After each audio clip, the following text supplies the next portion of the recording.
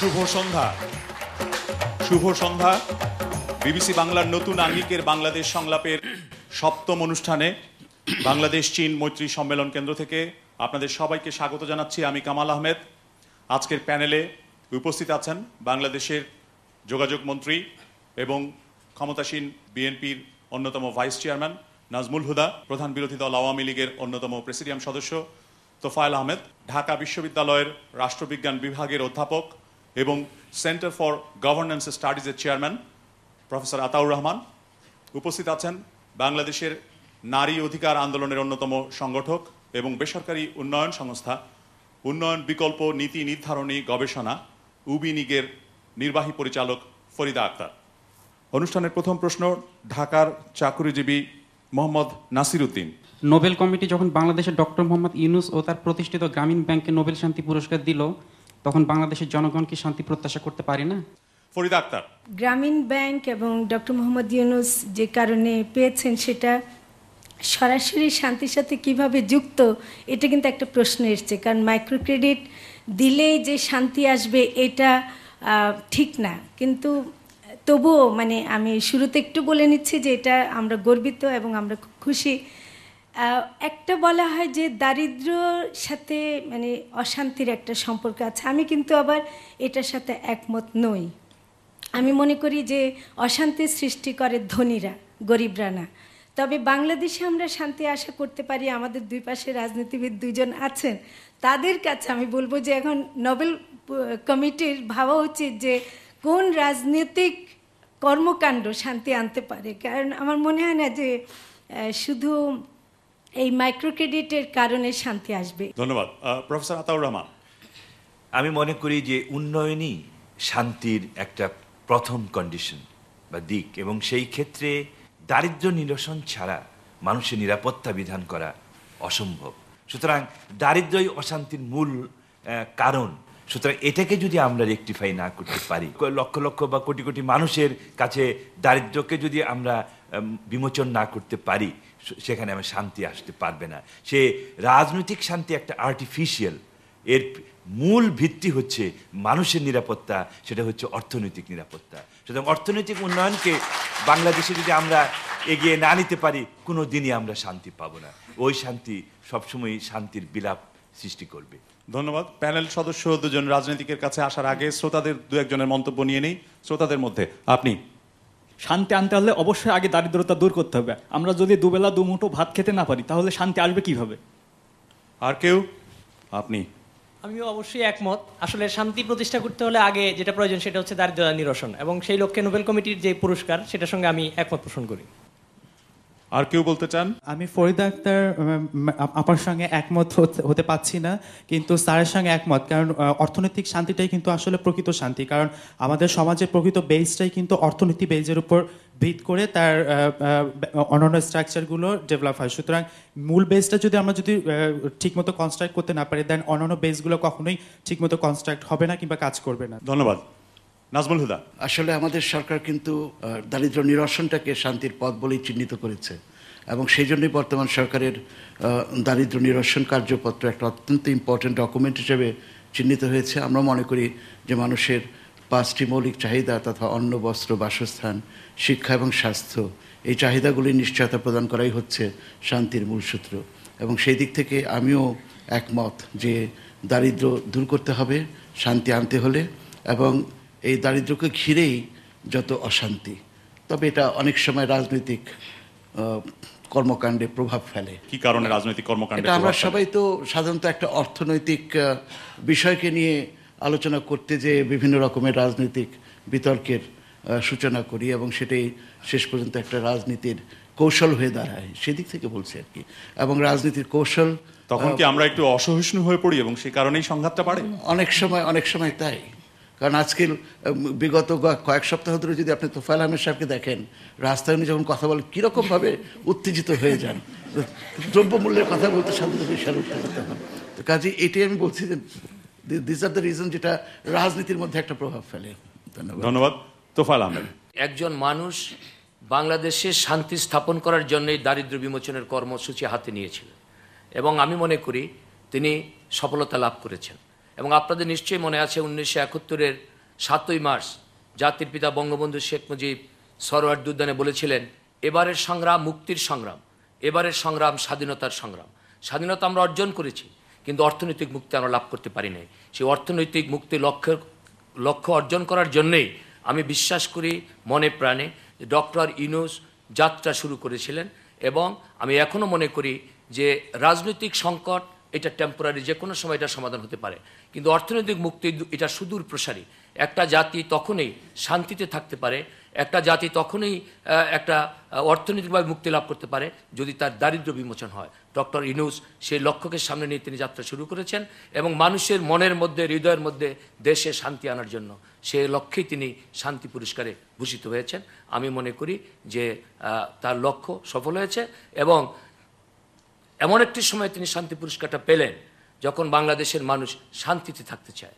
আমরা রাজনীতি যারা করি আজকে আমরা আসুন আমরা ভুলে যাই আমাদের অতীত, ভুলে যাই আমাদের দলীয় সব কিছু আমরা বিসর্জন দিয়ে আমরা একটা লক্ষ্যে পৌঁছি, যাতে বাংলাদেশের মানুষ নিরাপদে শান্তিতে তারা থেকে বাংলার স্বাধীনতার ফসল তারা ভোগ করতে পারে।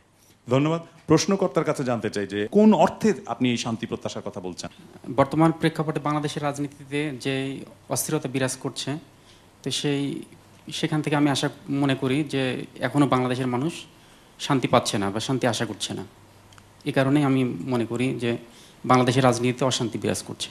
প্রশ্নকর্তার বক্তব্যে বোঝা যাচ্ছে যে রাজনৈতিক অস্থিরতা নিয়েই আসলে তিনি উদ্বিগ্ন।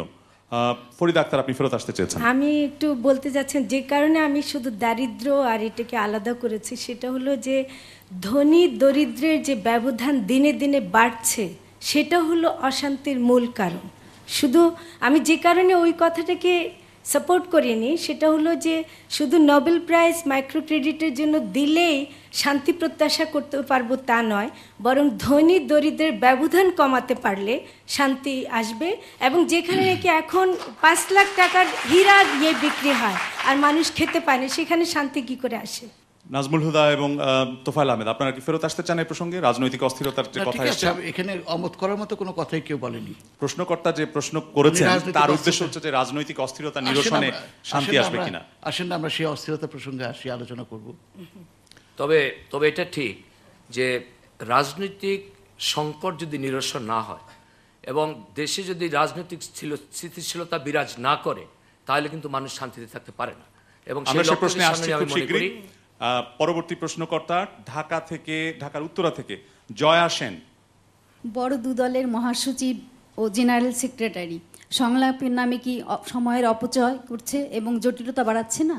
তোফায়েল আহমেদ, দেখুন, দীর্ঘদিনের রাজনৈতিক সংকট, এটা সমাধান করতে হলে নিশ্চয়ই সময়ের প্রয়োজন। আমরাও চাই এটা দ্রুত নিষ্পত্তি হোক, একটা সমাধান আমরা আসি।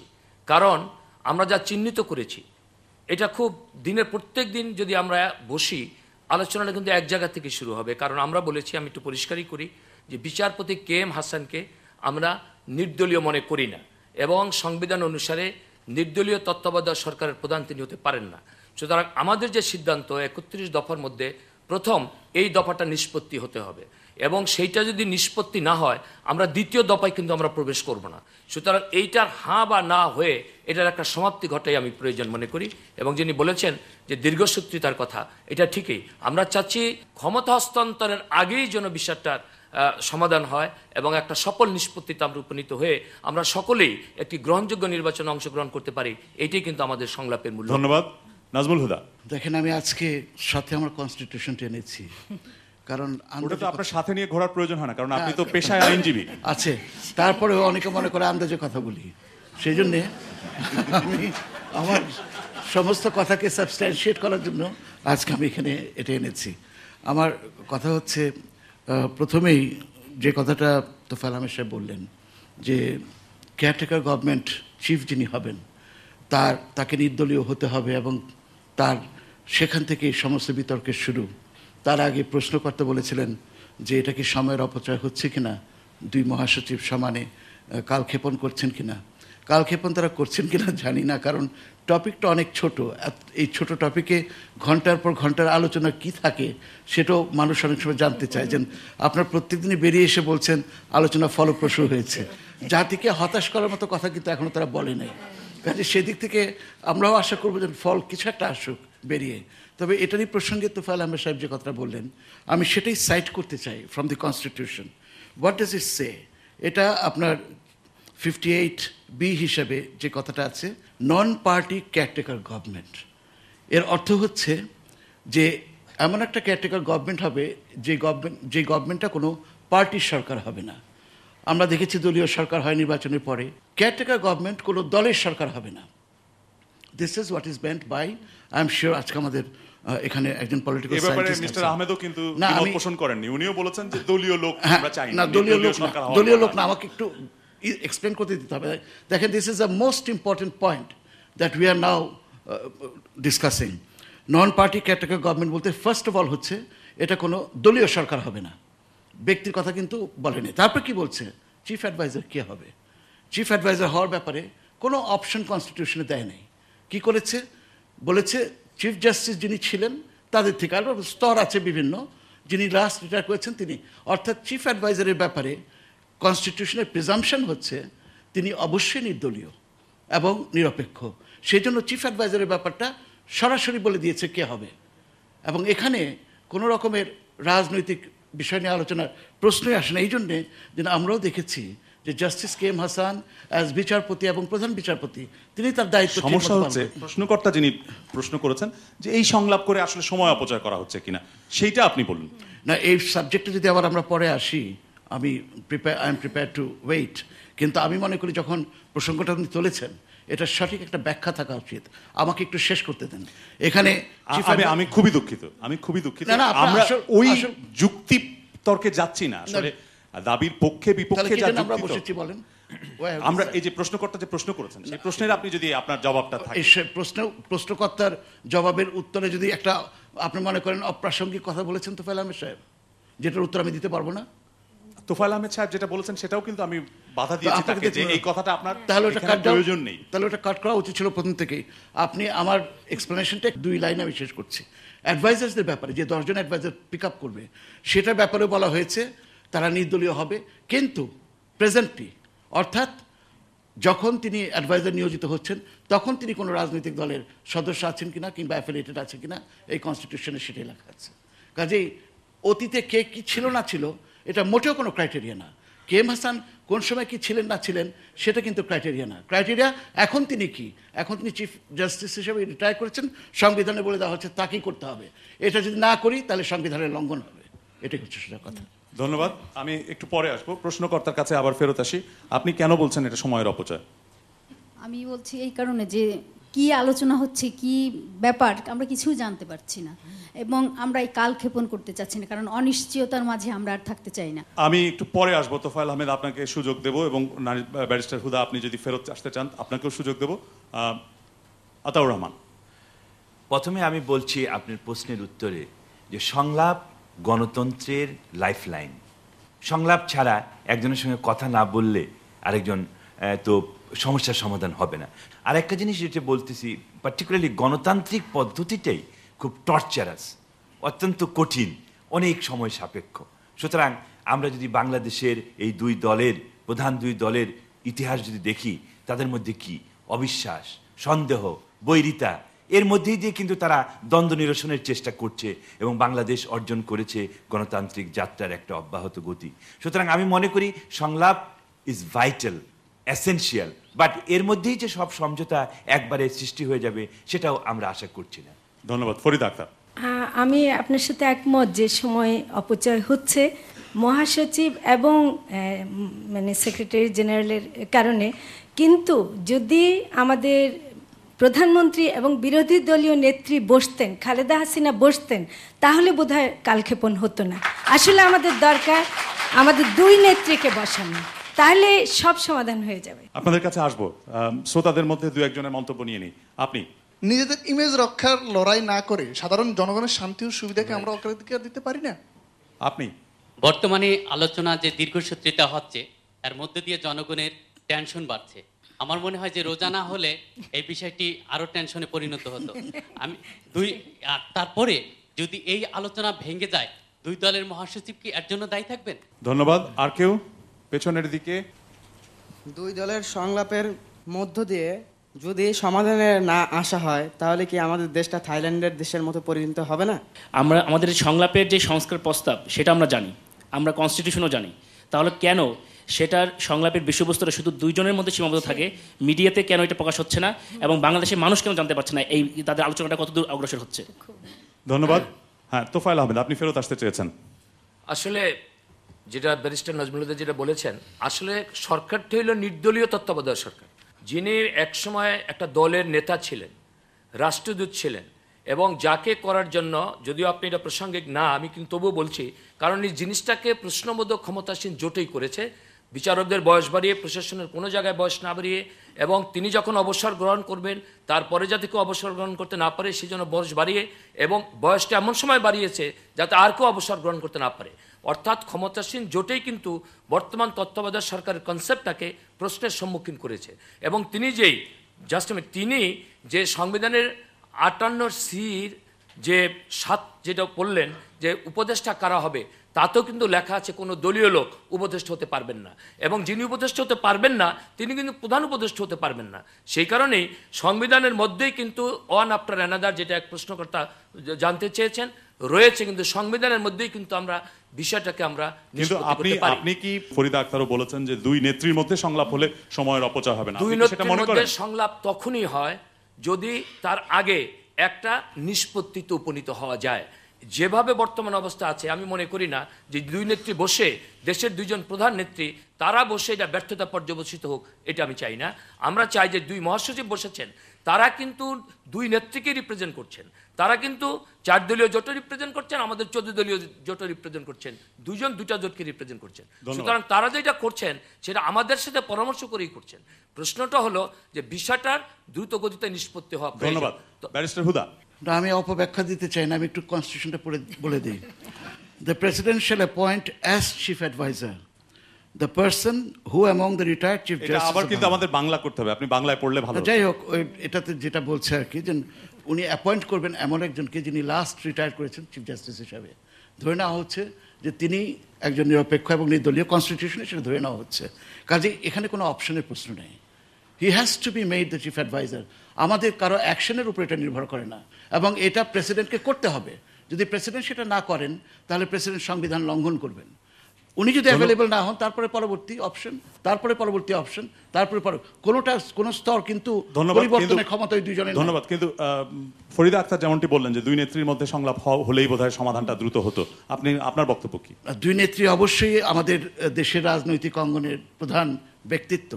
তারা মোরলেস এগ্রি করলে পরে অন্যান্য সমস্ত দল, যেহেতু তারা জোটের এবং ইসের নেত্রী, সেই দিক থেকে ধরে নেওয়া যায় সমস্ত জাতি হয়তো ঐক্যবদ্ধ হবে একটা ডিসিশনে। ডিসিশন তো হতেই পারে, দুই নেত্রী এগ্রি করলে একটা ডিসিশন হতে পারে, সেটাকে বাস্তবায়িত করতে হলে তখন আবার সংবিধান সংশোধন করতে হবে। ধন্যবাদ।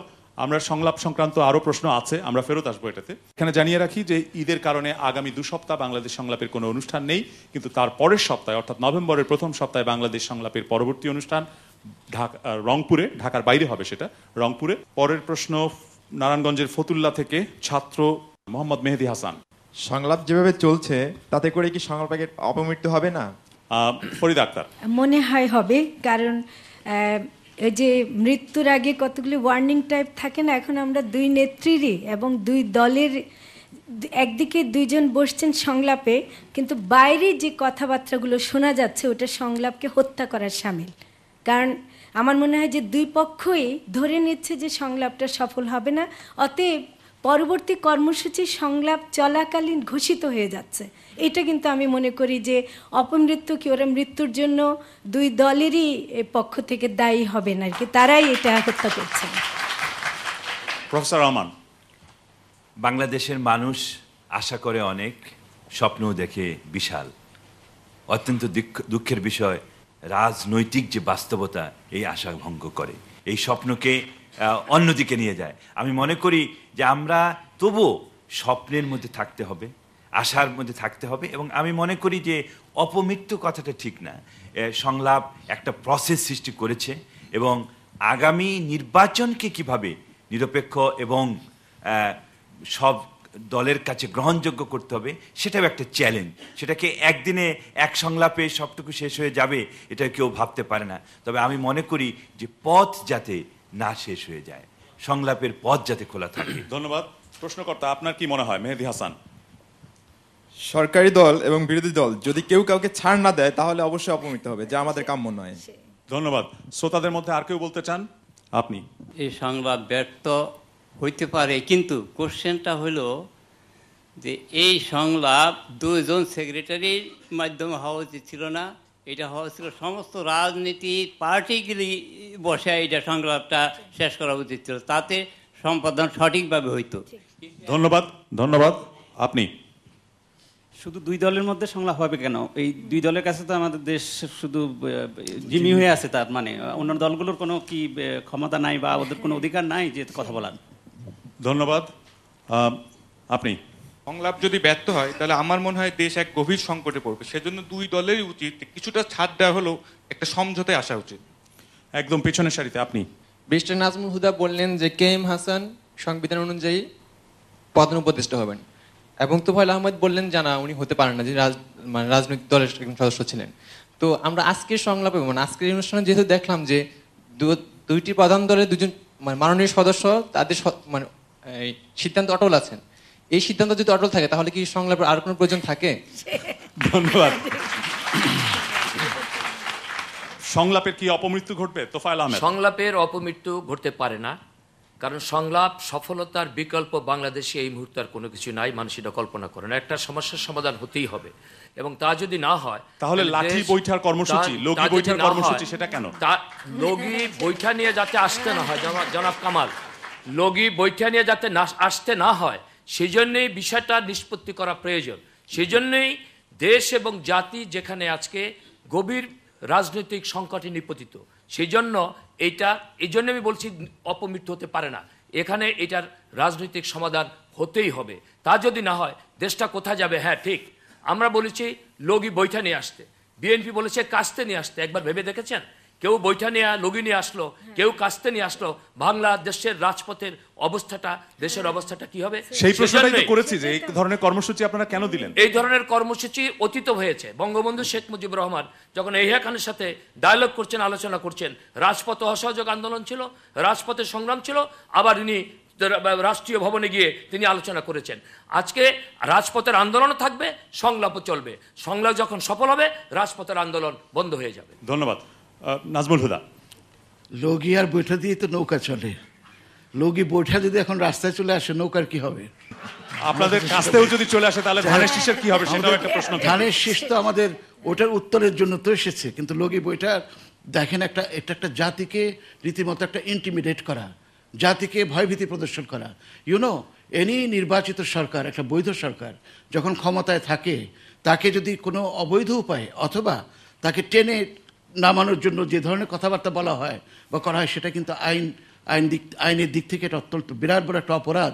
Section 124A of the penal code এটাকে রাষ্ট্রদ্রোহিতার মর্যাদা দেখে। কাজে আপনাকে বুঝতে হবে যে জিনিসটা ওনারা যখন এইভাবে বলেন, তারা কিন্তু আইনের তোয়াক্কা করছেন না, ঠিক যেমনিভাবে তারা সংবিধানের তোয়াক্কা করতে চাচ্ছেন। কিন্তু আপনারা আপনাদের সরকারের মেয়াদ শেষ হওয়ার পরে ঢাকায় সমাবেশ দিয়েছেন, সারা দেশে সমাবেশ দিচ্ছেন 28 তারিখে। সমাবেশ, সেটা কি পাল্টা সমাবেশ কিনা?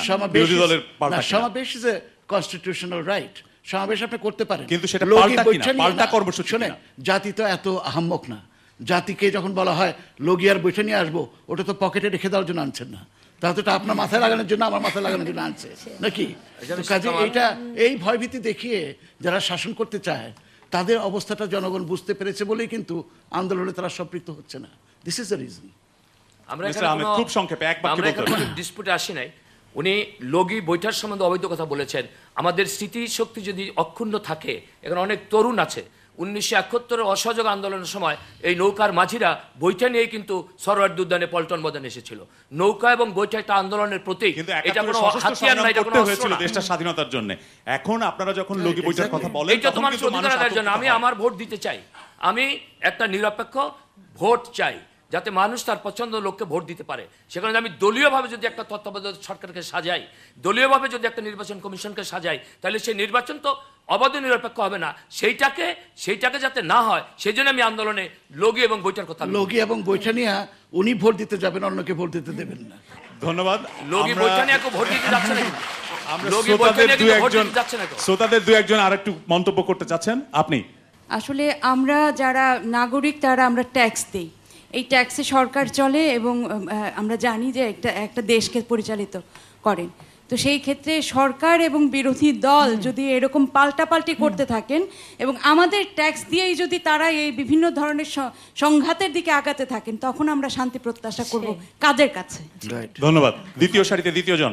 সরকারি এবং বিরোধী দলের উভয় দলেরই একটু শান্ত থেকে পরিস্থিতি কিভাবে অগ্রগতি দিকে নেওয়া যায় এই ব্যবস্থা নেওয়া উচিত, সবারই সহনশীলতা প্রদর্শন করা উচিত। ধন্যবাদ। আমরা পরের প্রশ্নে যাব, তার আগে ফরিদা আক্তার খুব সংক্ষেপে এক বাক্যে যদি বলেন। আমি একটা মন্তব্যকে খুব সমর্থন জানাতে চাচ্ছিলাম যে সংলাপটা শুধু দুটো দলের মধ্যে কেন হচ্ছে, এত দল, অন্য দলগুলো, এটা একটা গণতান্ত্রিক প্রশ্ন এবং এইটাকে না করার কারণে সংলাপের কিন্তু আপনি কি ব্যর্থতা। বাস্তবতা অস্বীকার করতে পারেন যে বাংলাদেশে বর্তমানে যা চলছে তা দ্বিদলীয় গণতন্ত্র, দ্বিদলীয় না, বাস্তবতা, এটা বাস্তবতা সীমিত তৈরি করা বাস্তবতা। আমাদের এখানে অন্য দলগুলোকে সুযোগ দেওয়া হচ্ছে না বলেই অন্য দলগুলো সামনে আসতে পারছে না। কাজে আমার মনে হয় যে সংলাপ একটা সুযোগ ছিল অন্য দলগুলোকে সহ নিয়ে বসা। ধন্যবাদ। অনুষ্ঠানের এ পর্যায়ে একটা ছোট্ট বিরতি, বিরতির পর আবার আমরা ফিরে আসবো বাংলাদেশ সংলাপের এই আয়োজনে।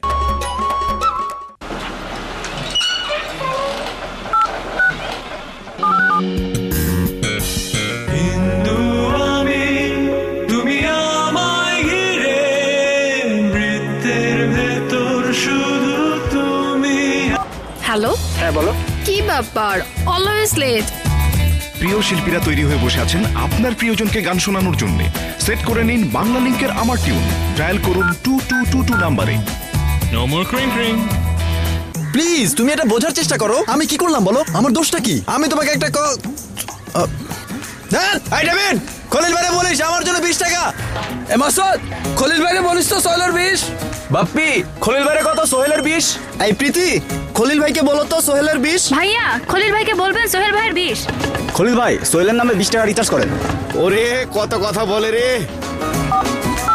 কথা বলবে না কেন বলেন? টাকা ফুরানোর তার ভয় নাই। ঝটপট প্রয়োজনে চটপট রিচার্জ আছে না, বাংলা লিংকে রাইট টপ আপ 10 থেকে 10,000 টাকা পর্যন্ত আপনার প্রিপেইড অ্যাকাউন্টে রিচার্জ করুন। সরি, আমার ক্রেডিট শেষ হয়ে গেছিল। শোনো, তোমাকে যেটা বলতে চাচ্ছিলাম, বাংলা লিংক।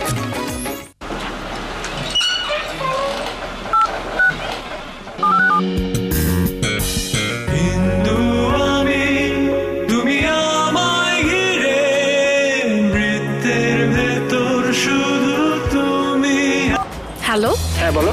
কি ব্যাপার, অলওয়েজ লেট? প্রিয় শিল্পীরা তৈরি হয়ে বসে আছেন আপনার প্রিয়জনকে গান শোনানোর জন্য। সেট করে নিন বাংলা লিংকের আমার টিউন, ডায়াল করুন 2222 নাম্বারে। নো মোর ক্রিং ক্রিং। প্লিজ তুমি এটা বোঝার চেষ্টা করো, আমি কি করলাম বলো? আমার দোষটা কি? আমি তোমাকে একটা খলিল ভাইরে বলিস আমার জন্য 20 টাকা। এ মাসুদ, খলিল ভাইরে বলিস তো সোহেলের 20। বাপ্পি, খলিল ভাইরে কত? সোহেলের 20। এই প্রীতি, খলিল ভাইকে বলো তো সোহেলের 20। ভাইয়া, খলিল ভাইকে বলবেন সোহেল ভাইয়ের 20। খলিল ভাই, সোহেলের নামে 20 টাকা রিচার্জ করেন। ওরে কত কথা বলে রে। কথা বলবে না কেন বলেন? টাকা ফুরানোর তার ভয় নাই। ঝটপট প্রয়োজনে চটপট রিচার্জ আছে না, বাংলা লিংকে রাইট টপ আপ 10 থেকে 10,000 টাকা পর্যন্ত আপনার প্রিপেইড অ্যাকাউন্টে রিচার্জ করুন। সরি, আমার ক্রেডিট শেষ হয়ে গেছিল। শোনো, তোমাকে যেটা বলতে চাচ্ছিলাম, বাংলা লিংক। আমরা আবার ফিরে এসেছি বাংলাদেশ সংলাপের এই আয়োজনে। আমরা পরের প্রশ্নে যাই। মিরপুর থেকে সৈয়দ গোলাম মহিউদ্দিন। KM হাসান প্রশ্নে যদি দুই দলই ছাড় না দেয় তাহলে ভবিষ্যৎ পরিণতি কি হবে এবং এর জন্য দায়ী কে থাকবে? এর আগেও এই বক্তব্য এসেছিল যে যদি সংলাপ ব্যর্থ হয় তাহলে দায়ী কে হবে। এখন আরো স্পষ্ট প্রশ্ন উনি করেছেন যে KM হাসান প্রশ্নে যদি দুই দলই ছাড় না দেয় তাহলে ভবিষ্যৎ পরিণতি কি হবে এবং এর জন্য দায়ী থাকবে কে? তোফায়েল আহমেদ। নাম্বার 1, এটা কিন্তু দুই দলীয়ভাবে কিন্তু সংলাপ হচ্ছে না। মান্নান ভাইয়া রিপ্রেজেন্ট করছেন 4 দলীয় জোটকে, আর আব্দুল জলিল রিপ্রেজেন্ট করছেন 14 দলীয় জোটকে। সুতরাং এটা দুই দলীয় সংলাপ না। তৃতীয়ত প্রশ্ন হলো KM হাসানের প্রশ্নে আমি আপনাদের কাছে এইটুকু বলতে চাই, KM হাসানকে আমরা কিছুতেই নির্দলীয় নিরপেক্ষ মনে করি না। তিনি বিএনপির আন্তর্জাতিক বিষয়ক সম্পাদক ছিলেন। তাকে প্রধান উপদেষ্টা করার জন্য সরকার কোনো সেকশনের বয়স না বাড়িয়ে শুধু এই একই জায়গায় বয়স বাড়ানো হয়েছে এবং এমন সময় তাকে না, এটারই উত্তর এর সাথে কানেক্টেড। তো উনি যে KM হাসানের কথা বলেছেন যে কে দায়ী হবেন, না দায়ী আমি বলবো ক্ষমতাসীন জোট দায়ী হবে, ক্ষমতাসীন জোট বলবে আমরা দায়ী হব। কিন্তু ফ্যাক্ট ইজ দিস, বিচারপতি KM হাসানকে রেখে বাংলাদেশে আওয়ামী লীগের নেতৃত্বাধীন জোট নির্বাচন করতে পারবে না। এবং সেখানে যদি আওয়ামী লীগ নির্বাচন না করে, অর্থাৎ আওয়ামী লীগ যদি সেই নির্বাচন করতে যায়, সেটা হবে রাজনৈতিকভাবে আত্মহত্যা করার সামিল। সেই আত্মহত্যা করতে আমরা যাব না, এবং সেই নির্বাচন যাতে হতে না পারে সেই জন্য যা যা করা দরকার আওয়ামী লীগ তাই করবে। সুতরাং দেশ এবং জাতি কোন দিকে যাবে সেটা ক্ষমতাসীন জোটের হৃদয় দিয়ে উপলব্ধি করতে হবে। ধন্যবাদ। নাজমুল হুদা। এখনো হুমকি, বুঝছেন? এখন কথা হচ্ছে যে তাকে ছাড় দেওয়ার প্রশ্ন আমাদের না। আজকে সবচেয়ে বড় প্রশ্ন যেটি সংবিধান যেটা বলে দিয়েছে, সেই সংবিধানের কাজটি প্রেসিডেন্ট করতে বাধ্য। কে এম হাসান যদি নিজে বলেন যে না উনি নেবেন না, সেটা অন্য কথা, কিন্তু কে এম হাসানকে আমরা ছাড় দিলেও কোনো লাভ হবে না, ওনারা ছাড় দিলেও কোনো লাভ হবে না। বিচারপতি হিসাবে তিনি তার দায়িত্ববোধ প্রমাণ করেছেন। কোনো আওয়ামী লীগেরা এ পর্যন্ত এসে বলতে পারে নাই যে তার কাছে বিচার পান নাই, বা অভিযোগ উঠেছে যে তিনি প্রধান বিচারপতি হিসেবে নিজেকে মিসকন্ডাক্টেড করেছেন। কোনো রকমের অভিযোগ নাই। কাজে যিনি দায়িত্ববোধ সম্পর্কে সম্যক নিজেই সজ্ঞান, সেখানে তিনি তত্ত্বাবধায়ক সরকার প্রধান হলে তিনি যে তার দায়িত্বটা বুঝবেন না তা তো না। তিনি তার দায়িত্ববোধের ভিত্তিতেই সে দায়িত্ব পালন করবেন, এবং সেই কনফিডেন্স তার আছে বলেই তিনি এখন পর্যন্ত এই ব্যাপারে কোনো রকমের কথা বলছেন না, এবং তিনি তার দায়িত্ব পালন করতে চান। তাহলে কি সংলাপে আপনারা কোনো ছাড় দিচ্ছেন না? আমাদের ছাড় দেওয়ার ব্যাপার তো না এটা আমরা কি করব?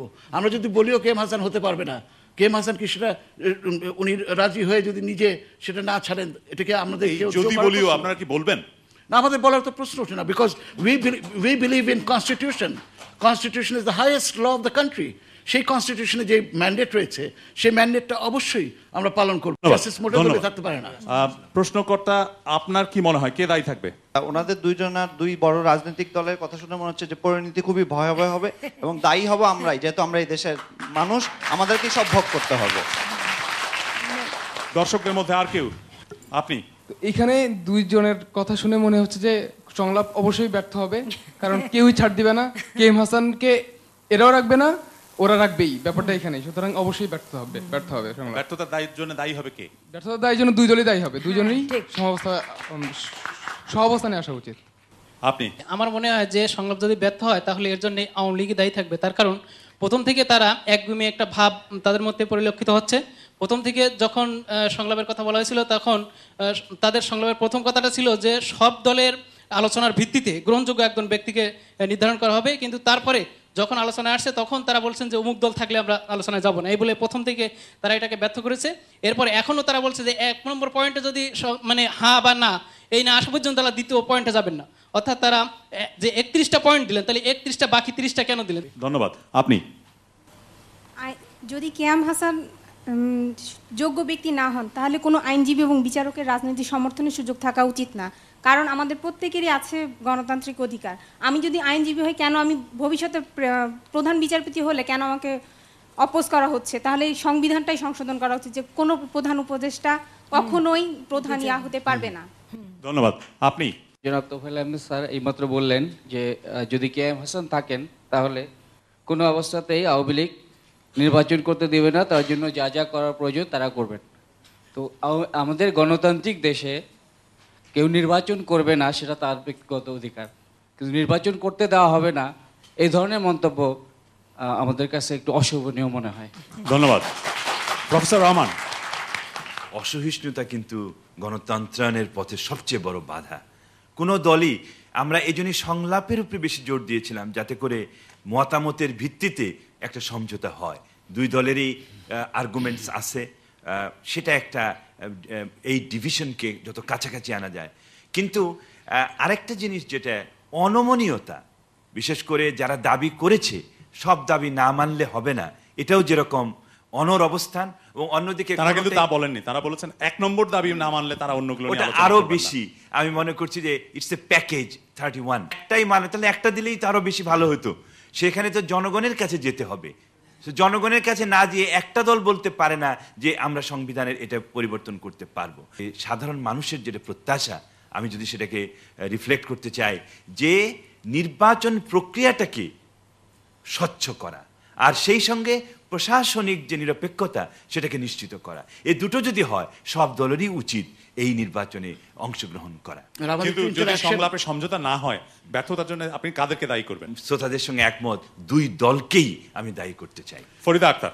আমিও মনে করি যে আসলে দুই দলই দায়ী থাকবেন। মানে যদিও এক দলের কথায় মনে হচ্ছে যে তাদের একটা দাবি না মানলেই বেশি হচ্ছে, কিন্তু আসলে দুই পক্ষই মধ্যে একটা গোয়ার্তুমি আছে, যে গোয়ার্তুমিটা কোনো মতেই আগাতে দিচ্ছে না, এতদিন সংলাপের প্রশ্ন আগাতে দেয়নি।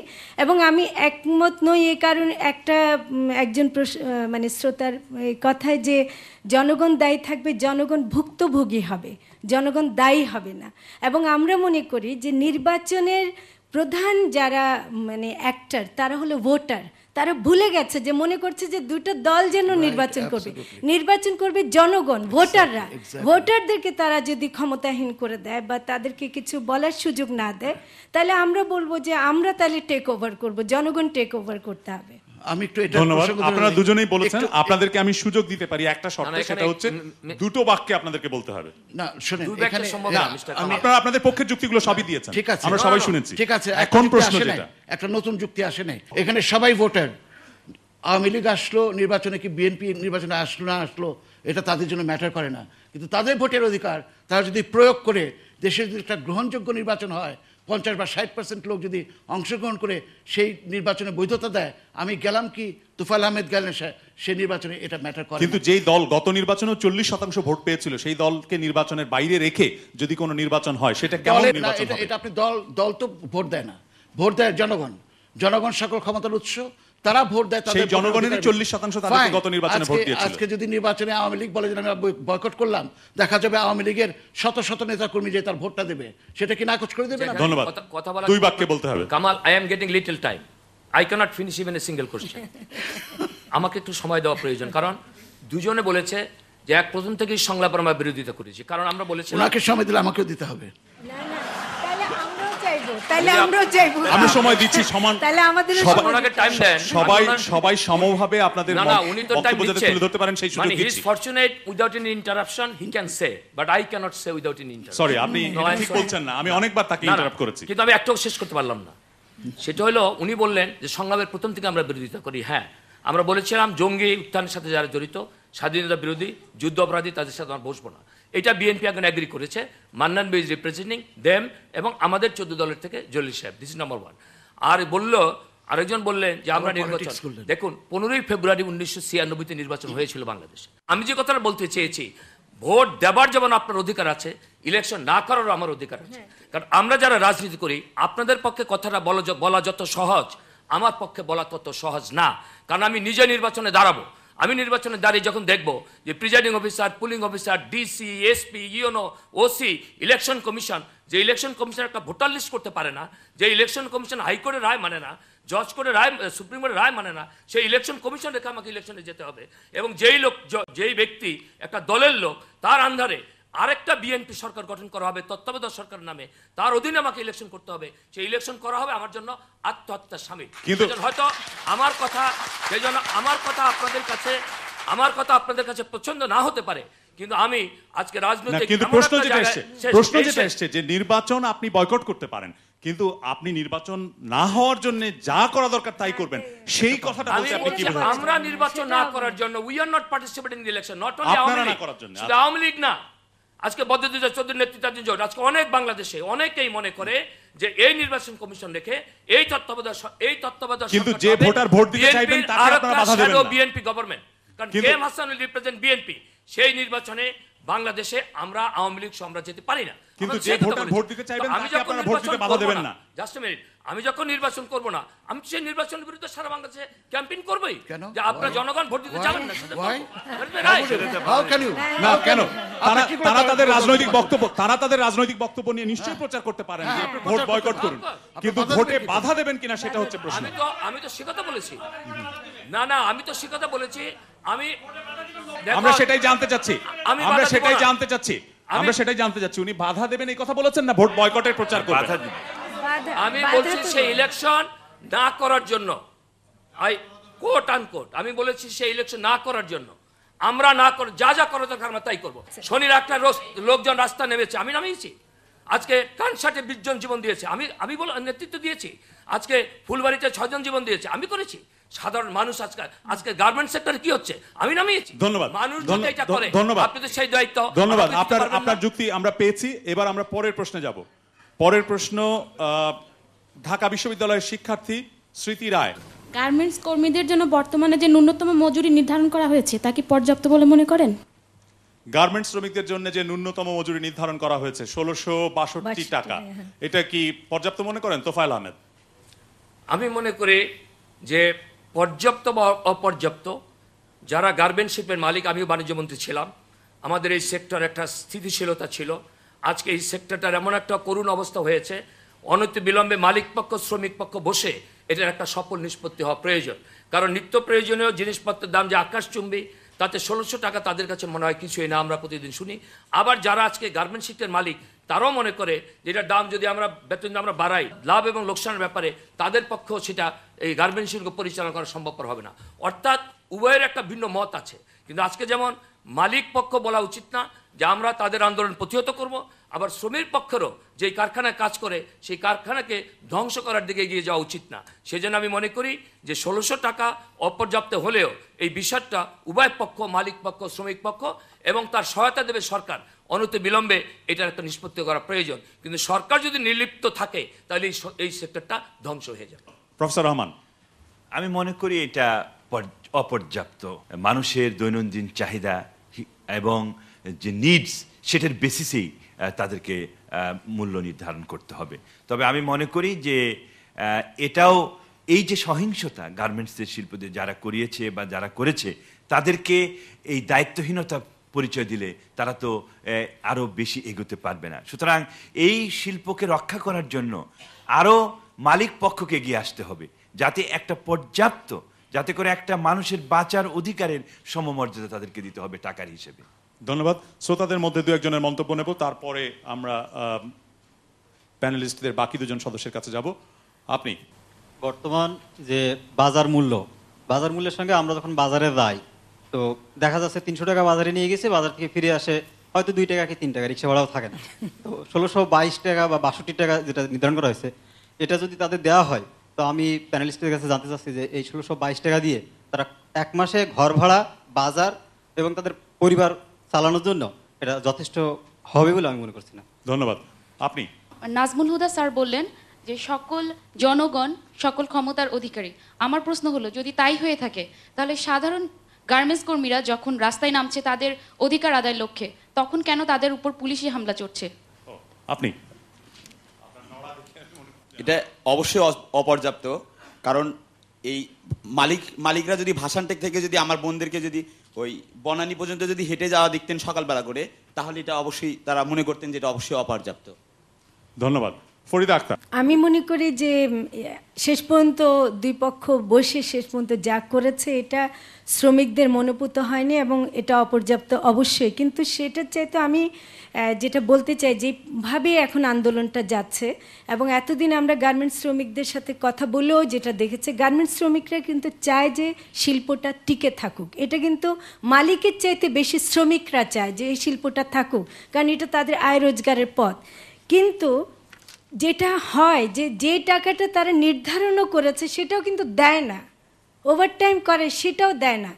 শুধু একটা অ্যামাউন্ট এখন 3000 টাকা ঘোষণা করলেই কিন্তু কাজ হবে না, পর্যাপ্ত বললেই কাজ হবে না যদি না দেয়। এবং এই শিল্পকে টিকিয়ে রাখতে হলো আমরা যদি কিছু ওখানেও ছাড় দিতে পারি, একটু 3000 টাকা একেবারে অনড় না থেকে একটু কমাতে পারি, কিন্তু কথা হলো শ্রমিকদেরকে পূর্ণ মূল্যায়ন করা এবং তাদেরকে বেতনটা দেয়া এবং তাদেরকে যেন তারা সেই টাকাটা পায় সেটা নিশ্চয়তা দেয়, এবং এটার জন্য সরকারের ভূমিকা আছে। নাজমুল হুদা? সকাল থেকে আমরা দেখি পায়ে হেঁটেই সবাই যাচ্ছে কর্মস্থলে এবং যানবাহনের খরচটা তারা বাঁচায়। তবে এটা ঠিক যে তাদের দৈনন্দিন জীবন নির্বাহের জন্যে এই টাকাটা আমি মনে করি না খুব বেশি সাফিসিয়েন্ট। তবে মালিকদের মাঝে মাঝে আমরা শুনেছি তারা হুমকি দিচ্ছে বা বলছে যে তাদেরকে ফ্যাক্টরি বন্ধ করে দিতে হবে। তো সেটাই যদি শেষ পর্যন্ত হয় তাহলে লাভবান কী হবে? জাতি ক্ষতিগ্রস্ত হবে, যারা চাকরি করে সেখানে বৃহত্তর পে ক্ষেত্রে তারা দাবি তুলছে তারাও ক্ষতিগ্রস্ত হবে, মালিকরা তো হবেই।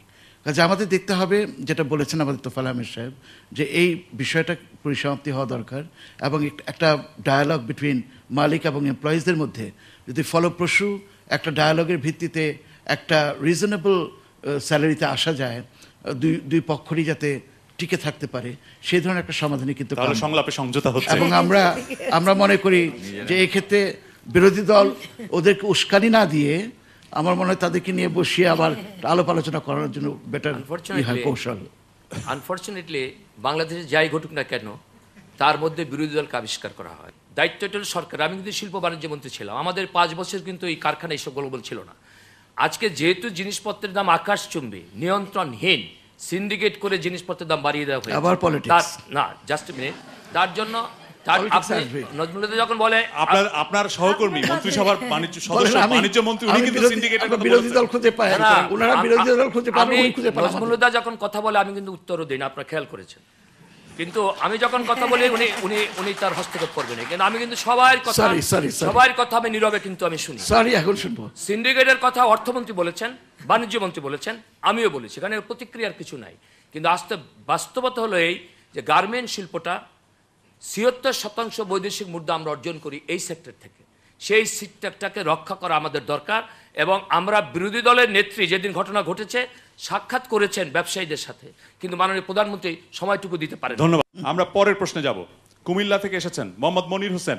সকল রাজনৈতিক দলগুলো নির্বাচন কমিশন এবং তত্ত্বাবধায়ক সরকারের সংস্কারের কথা বলছে, কিন্তু রাজনৈতিক দলগুলো সংস্কারের কথা উঠছে না কেন? ফরিদা আক্তার। যারা বড় দল, প্রথম কথা হলো বড় দলগুলো আমাদেরকে দেখিয়ে দিচ্ছে যে তাদের মধ্যে গণতান্ত্রিক চর্চা নেই। ওখানে আবার একজনের সিদ্ধান্তে যেন সব হয়। এই যে গণতন্ত্রের হীনতা আছে দলের মধ্যে, ওরা বাইরে গণতন্ত্রের কথা কি বলবে? আবার অন্যান্য দলগুলোকে আমরা সংসদকে কেন ভাবছি মাত্র 2-1টি দলের প্রতিনিধিত্বকারী, সংসদ কেন বড় হতে পারছে না? কাজেই আমার মনে হয় যে রাজনৈতিক দলগুলোর নিজস্ব কাজের মূল্যায়ন হওয়া উচিত এবং তাদের সংস্কারটা খুবই জরুরি। নাজমুল হুদা। বিষয়টা অপ্রাসঙ্গিক, কোনো মন্তব্য প্রয়োজন আছে বলে আমি মনে করি না। তোফায়েল আহমেদ। বাংলাদেশের দুর্ভাগ্য হলো যে একজন রাষ্ট্রপতি বলে গিয়েছিলেন যে রাজনীতিবিদদের জন্য আমি রাজনীতি কঠিন করে দিয়ে যাব। সত্যি রাজনীতিবিদদের জন্য রাজনীতি কঠিন হয়েছে। সত্যিকারের রাজনীতিবিদরা যদি রাজনীতি করতে পারত, তাহলে যে সংস্কারের কথা যেটা বলেছে, আজকে রাজনৈতিক দলগুলোর কথা, আমরা সেই ছাত্র জীবন থেকে ছাত্র রাজনীতি করে তারপরে জাতীয় রাজনীতিতে প্রবেশ করেছি। সত্যিকারের রাজনীতিবিদরা যদি বাংলাদেশে রাজনীতি করতে পারত, আর অর্থে যদি রাজনীতির চালিকা শক্তি না হতো, তাহলে আজকে দেশের এই অবস্থা হতো না। এবং আমি নিজে মনে করি যে রাজনৈতিক দলগুলিরও সংস্কার হওয়ার প্রয়োজন রয়েছে। আমি মনে করি। আপনার দলের মধ্যে কতটুকু সংস্কার হয়েছে? বাংলাদেশের রাজনৈতিক দলগুলোর মধ্যে এখনো যতটুকু গণতন্ত্র আছে আমাদের দলের মধ্যেই আছে। আমরা দলীয়ভাবে বসে আমরা সিদ্ধান্ত নেই, দলীয় কনফারেন্স করে আমরা নেতা নির্বাচিত করি। হ্যাঁ, আপনি বলতে পারেন যে আমাদের একটা সময় আসে যে আমরা আমাদের নেত্রীর হাতে ছেড়ে দেই। সেই সকলে মিলে সমস্ত কাউন্সিলর যখন প্রধান নেত্রীর হাতে ক্ষমতা ছেড়ে দেয়, সেটা কিন্তু গণতান্ত্রিক পদ্ধতিতে দেয়। কিন্তু আমি মনে করি যে আমাদেরও আরও সংস্কার হওয়া প্রয়োজন রয়েছে, এটা আমি দ্বিমত পোষণ করি না। ধন্যবাদ। একমাত্র রাষ্ট্রবিজ্ঞানী প্যানেলে আপনার কাছে পরে আসবো, শ্রোতাদের মধ্যে 2-1 মন্তব্য নিয়ে নেই। আপনি? আমার মনে হয় যে ছাত্র রাজনীতিতে আমরা যেটা দেখি সেটা হচ্ছে অ্যাভেলেবল হচ্ছে যে বয়স হয়ে যাচ্ছে 40-50 কাছাকাছি, তবে তার ছাত্র রাজনীতি এখনও ইনক্লুডেড। কিন্তু এগুলো কেন? এগুলো কি সংস্কার হওয়া প্রয়োজন না? ধন্যবাদ। আপনি? বাংলাদেশের যে সকল রাজনৈতিক দল তাদের মধ্যে গণতন্ত্রের আসলে অভাব আছে, কারণ আমরা যখন দেখি কোনো রাজনৈতিক দল কোনো বিল উত্থাপন করে, তখন ওই রাজনৈতিক দলের কোনো সদস্য যদি সেই বিলের বিপক্ষে ভোট দেয়, তখন তার সংসদ সদস্য পদ বাতিল হয়ে যায়। এখান থেকে আমরা বুঝতে পারি যে বাংলাদেশে কোনো দলের মধ্যেই সঠিক গণতন্ত্র নেই। ধন্যবাদ। আপনি? আমার মনে হয় দেশের দুটি প্রধান দল, তারা হচ্ছে সংস্কার চায় না, কারণ তারা হচ্ছে রাজনীতিকে পরিবারতন্ত্রের হচ্ছে কায়েম করতে চায়, সেজন্যই তারা সংস্কার চায়। ধন্যবাদ। আপনি? আমার চিন্তা চেতনা যদি গণতান্ত্রিক না হয়, তাহলে আমি গণতন্ত্র চর্চা করতে পারবো না, আমার কাজকর্মে গণতন্ত্র প্রকাশ পাবে না। আমাদের রাজনৈতিক দলের ভিতর যদি গণতন্ত্র না থাকে, তাহলে তার সামগ্রিকভাবে দেশের ভিতর গণতন্ত্র কায়েম করতে পারবে না। প্রফেসর রহমান। রাজনৈতিক সংস্কারই সংসদীয় গণতন্ত্রের ভিত্তি, এবং এটা কারণ রাজনৈতিক দলের উপরেই কিন্তু সংসদীয় গণতন্ত্র প্রতিষ্ঠিত। আপনি ইংল্যান্ডে দেখেন, আমাদের দেশে দেখেন অন্যান্য পার্লামেন্টারি সিস্টেমে বিশেষ করে, সেখানে আমি যে কয়েকটা সংস্কার আপনারা বলছেন, একটা হলো নেতৃত্বের যে পরিবর্তন, তার মধ্যে আমি মনে করি একটা গণতান্ত্রিক পদ্ধতিতে বাংলাদেশে এখন একান্ত প্রয়োজন। আরেকটা হচ্ছে যে যেটা আমরা সবসময় মনে করছি যে রাজনীতির উদ্দেশ্য থেকে আজকে রাজনৈতিক দলগুলো বিচ্যুত। রাজনৈতিক উদ্দেশ্য জনগণের যে কল্যাণ, সেটা কিন্তু তারা এখন দলীয় যে কল্যাণ এবং ব্যক্তিগত যে স্বার্থ, এটাকেই বেশি তারা আমি মনে করি যে করতে, যার ফলে একটা অসহিষ্ণু রাজনীতি আমরা দেখছি। এর পরিণতি একটা পচনশীল গণতন্ত্রে পরিণত হবে বাংলাদেশ। সুতরাং আমি মনে করি আজকে সময় এসেছে যে নতুনভাবে নতুন প্রজন্মের ধারা এবং নতুন মানুষের আকাঙ্ক্ষার ভিত্তিতে রাজনৈতিক দলগুলোকে পুনর্বিন্যাস করা এবং তাদের মধ্যে নতুন মূল্যবোধের ইনফিউজ করা, মূল্যবোধের প্রবর্তন করা। ধন্যবাদ। বাংলাদেশ সংলাপের আজকের অনুষ্ঠানে উপস্থিত প্যানেল সদস্যরা এবং দর্শকবৃন্দ, আপনাদের সবাইকে ধন্যবাদ জানাচ্ছি আমাদেরকে সহযোগিতা করার জন্য। ধন্যবাদ বাংলাদেশ চীন মৈত্রী সম্মেলন কেন্দ্রের কর্তৃপক্ষ এবং চ্যানেল আই কর্তৃপক্ষকে। আর শ্রোতা দর্শকদেরকে এই অনুষ্ঠানের প্রযোজক ওয়ালিউর রহমান মেরাজ এবং আমি কামাল আহমেদ, আমরা ধন্যবাদ জানিয়ে শুভেচ্ছা জানিয়ে এখনকার মতো বিদায় চাইছি। শুভরাত্রি।